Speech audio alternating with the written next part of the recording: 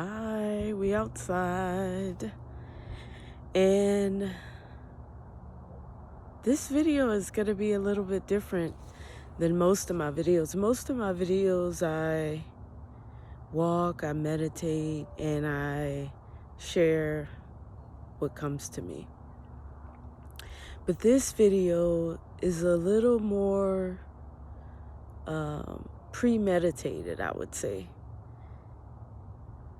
Because there's something that I've been reflecting on and considering in my life, and it caused me to have a kind of epiphany.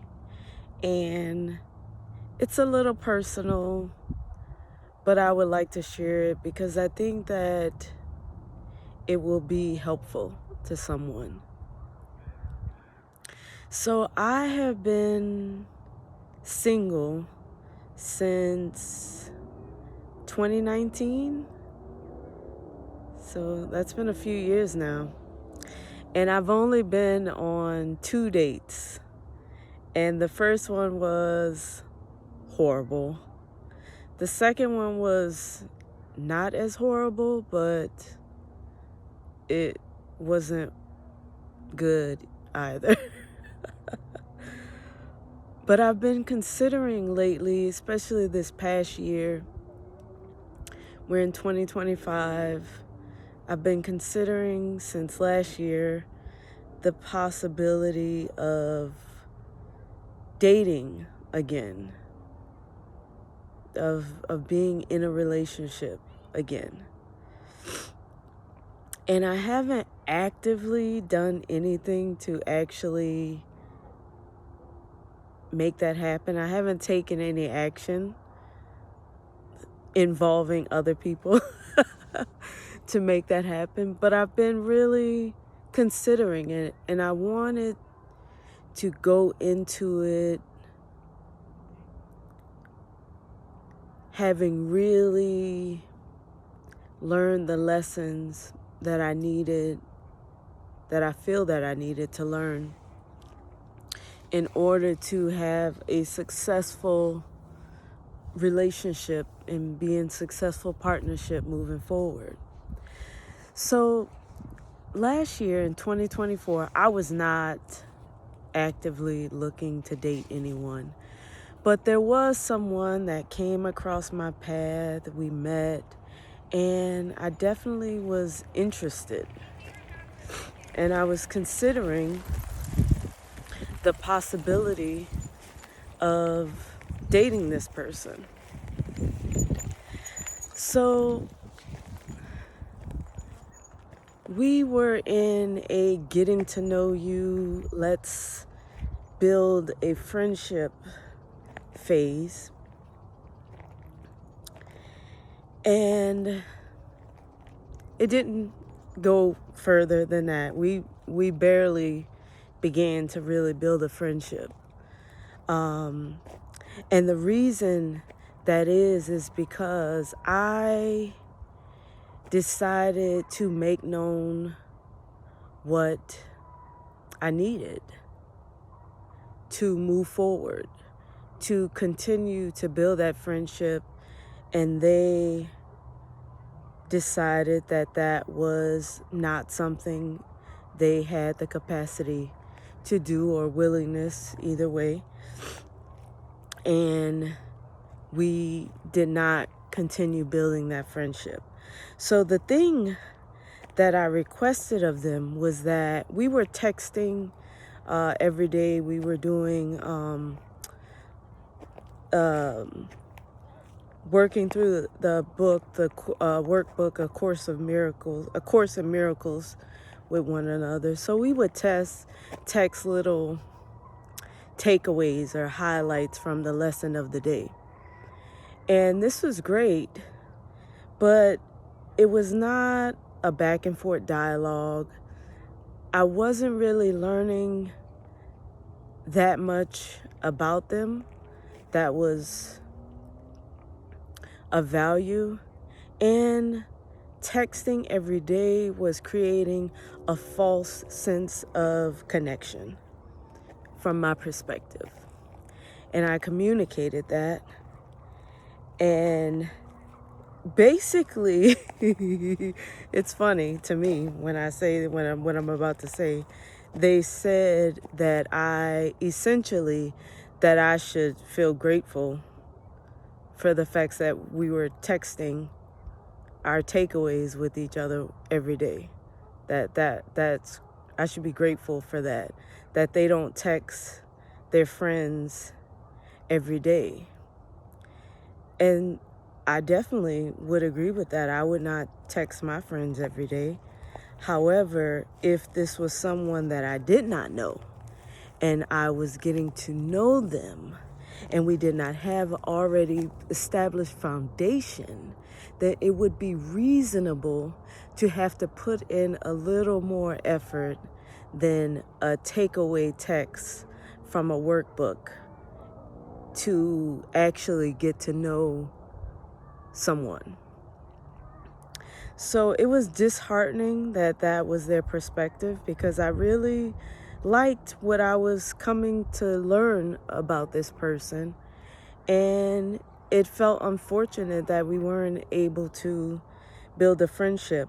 But what I learned from that is that although it was disheartening that they had the opinion that they had, I felt confident and good about the fact that I expressed what my needs were in a very loving, open, considerate way, and that they were honest about what they were willing to put into building our connection. And we both were able to decide how to move forward. So that situation, along with some other reflections that I've been having, got me thinking about what have I learned from my past relationship and what I've learned since I've been single that I want to take into my next venture into relationship. So I was in a 9-year relationship, and I have been single since 2019. And I don't like to say that the relationship failed, but we came to a point where we were no longer moving in the same direction. And the epiphany that I had was that I've really needed to consider, did I give my partner, my former partner, enough grace to adjust to the change of dynamic that was happening within our relationship? Because I recently realized that when you experience personal growth, you change, and that really changes the dynamics of your relationship. And in my relationship, the dynamic was one where I was passive and they were basically the dominant energy in the relationship. They controlled a lot of aspects within the relationship. And as I experienced personal growth, it shifted the dynamics of the relationship, where I was more willing to give power over to them because I didn't necessarily have the clarity of direction that they appeared to have. When I no longer was willing to give that power over, and I was more willing to show up and be more present and wanting my opinion to be valued more, did I give them enough grace to adjust to the power shift, to the control that they would have to give up in that relationship? And I'm not sure that I did. I don't know how much time you're supposed to give someone to release control. I do know it's not a relationship that I have any intention in revisiting or starting over or anything like that, because what I've learned about myself is that I have historically stayed way too long. And I can say with confidence that I absolutely gave all that I had to that relationship. So there is no more for me to give to that situation. But it does beg the question. It makes me wonder, how did I adjust to the shift in dynamic in our relationship? Did I give them enough grace? So that's one thing that I've learned, is that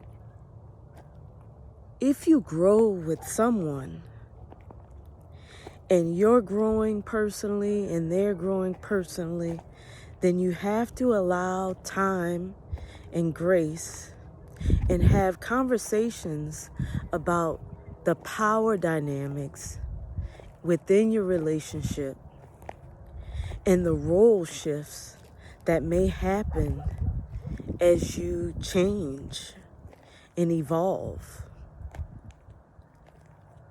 Some people have the capacity to adjust, and they will willingly and graciously release some of that control, and others may not be able to release the control so willingly. So it's important to be able to have an open conversation and dialogue about the roles that you play in your relationship. The other things that I learned from the ending of my relationship and the 2 dates that I went on since it, is that it is important to know what your core values are. Meaning, what are the things that you absolutely value and that you need to be in alignment with your partner? One of my things that I learned is that integrity is something that I value. It's like a high priority for me. So someone who may be good at manipulating systems or finessing and scheming would not be a good partner for me. I was in a relationship with someone that was very good at those things. And there were moments where it benefited me greatly. But it came at a cost. And knowing that that is one of my core values, that is not something that I'm willing to negotiate on. So knowing what your core values are very important, because those are the places where you want to be in alignment with your person. You don't have to have the same hobbies or like all the same things, but you definitely want to have the same core values. Spirituality is another thing for me. I have been building a very strong relationship with God. And I don't recall in my past relationships of God ever really being a topic of discussion.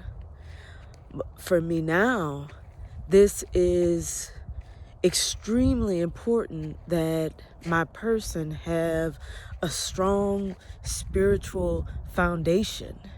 It doesn't have to be identical to mine, but we need to be able to go to a higher source individually, separately, and together.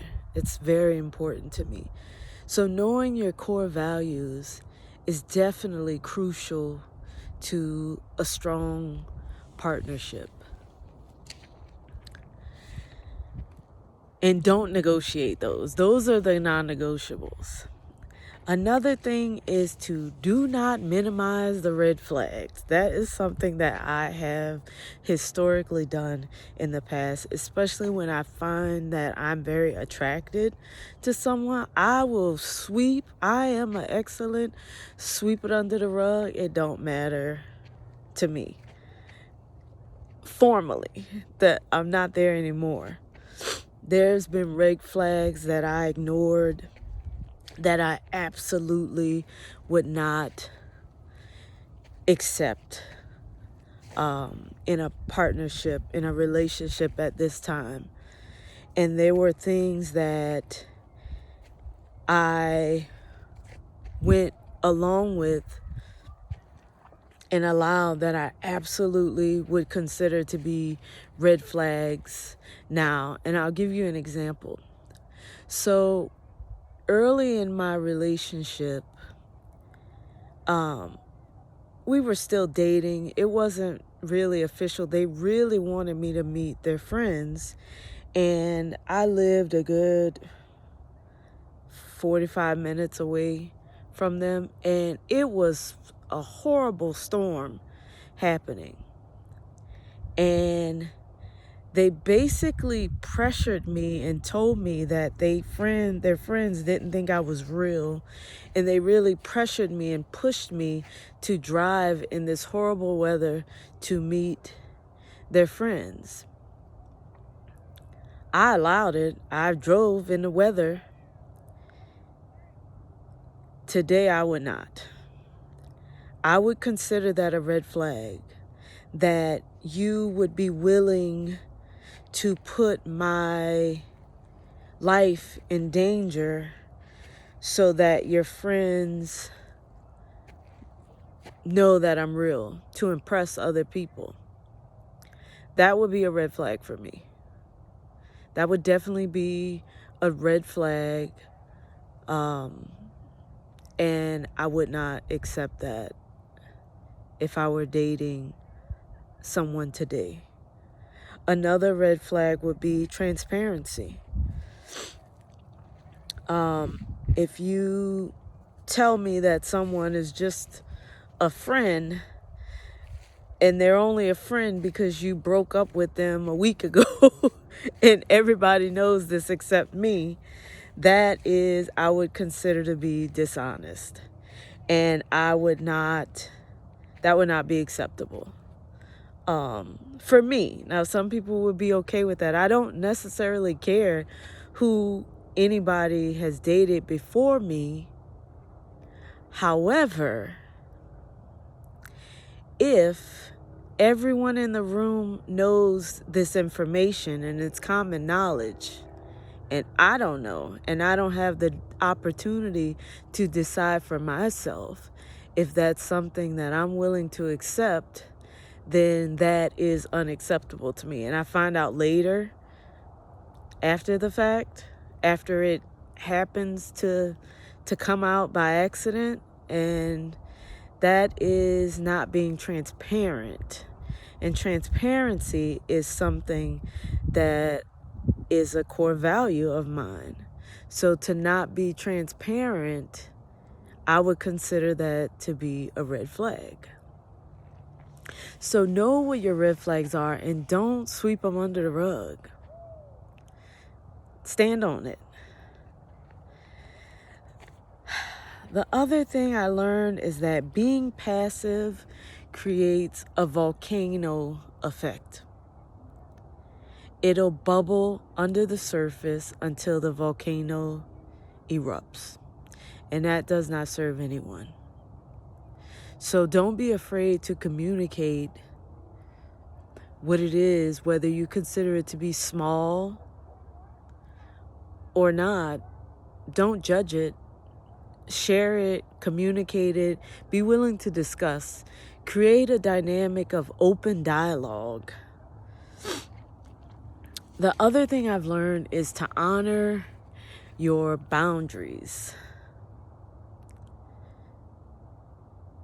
And that goes back to the story I shared about driving in the bad weather. If you are not someone who likes to travel in really bad weather, do not allow yourself or others to violate your boundary. If that's a boundary that you have, then stand on it and see what happens. If they push you and try to force you to violate your boundaries, that is definitely something to take into consideration and really take a closer look at. Another boundary may be, for example, the one date that I went on a couple years ago, maybe 3 years ago with someone, and I wasn't necessarily ready to date. They were kind of pushing me to go on a date with them, and I kind of liked them, but I really wanted a friendship with them. I wasn't necessarily interested in dating, but I think I was giving mixed signals at that time. And I went on a date, but then it was halfway through the date, I realized that I was not ready to go on a date and that they were not someone who I wanted to pursue a romantic relationship with. So I communicated that I was not ready to date, that I wanted to just be friends, and they agreed that they wanted to just be friends. Well, a few months later, they ended up ghosting me because they didn't actually just want to be my friend. They wanted more than friendship. And they were hoping that I would, I guess, change my mind, but I didn't. So they ghosted me, and then they popped back up and they told the truth. But we were never able to build a real authentic friendship after that. But they violated their boundaries and they settled. They accepted something that they knew they didn't want. They didn't actually just want to be friends with me. I wanted a friendship. They were hoping for more, and they didn't communicate that. They moved forward me under the guise that they wanted friendship until it became unbearable that they just disappeared. So that's a violation of boundaries, and that's settling. And we don't settle. If someone only wants a friendship and you genuinely are not willing to have a friendship with that person, then let it go. So the person that I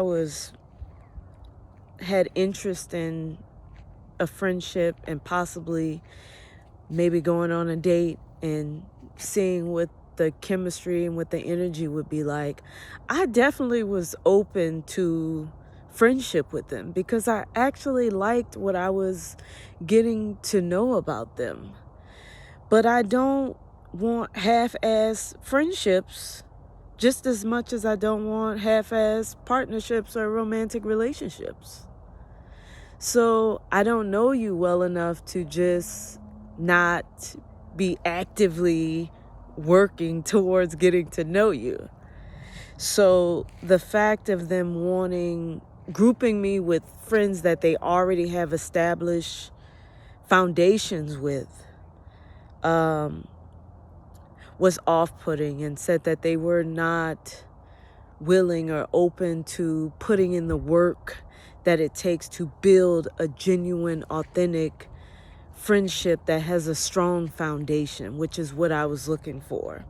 So I wasn't willing to settle. I wasn't willing to settle for a Course in Miracles work group partner, because that's what we were doing. And I wanted to build a real, genuine friendship that was built more on getting to know one another intentionally. So I was not willing to settle for that, and we parted ways. So don't settle in any relationships. And the last thing that I've learned is do not be afraid to share what it is you need. Do not be afraid to share your intentions. Don't be afraid to ask someone what their intentions are. I'm like, I'm a little spicy. I recognize that I'm on the spectrum. So I will ask someone, what's your intentions? And most of the time people look at me weird.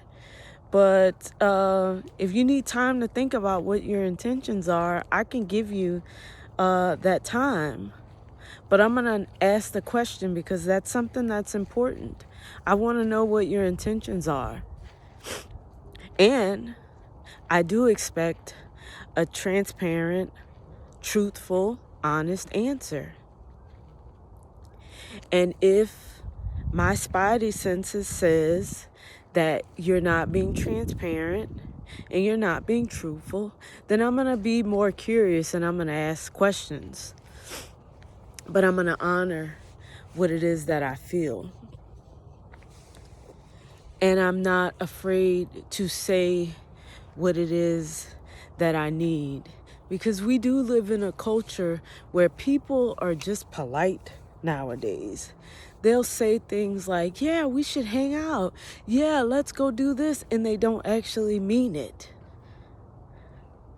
And I don't know who has time for that. I'm not interested in that.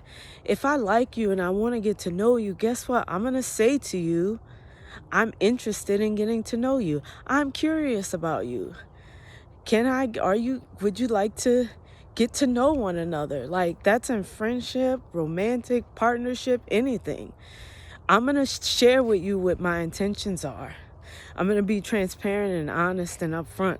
And if my intentions change, I'm going to share that with you too, because that's what I want out of the relationships I have. And I realize that a lot of people don't have the capacity to do that. And that's okay, because eventually I will meet someone or many people who, when I ask them what their intention is, they will give a clear, open, transparent answer, and they won't find it off-putting. They'll be excited the fact that I want to know what their intentions are, and it'll open the door for them to feel safe to ask me what my intentions are, and we'll get along beautifully. So I hope that this information is helpful to you. We're in the winter. We're in February right now. In my neck of the woods, it's about to be springtime. People are getting themselves together to go back outside. It's going to be, mating season for the human species soon. And, people are going to want to connect and do what they do.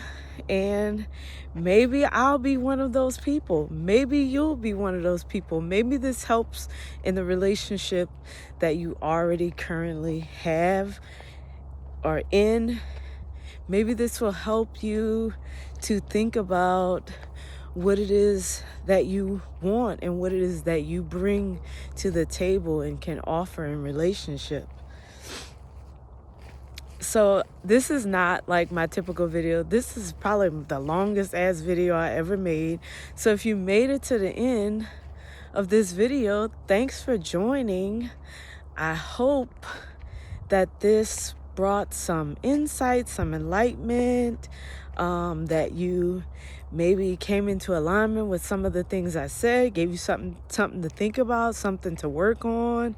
I hope that it was helpful in some way, and I wish you all well. What else? Like, comment, subscribe to this YouTube channel so that these videos and more like them will reach people who can benefit from these messages the most. Take care.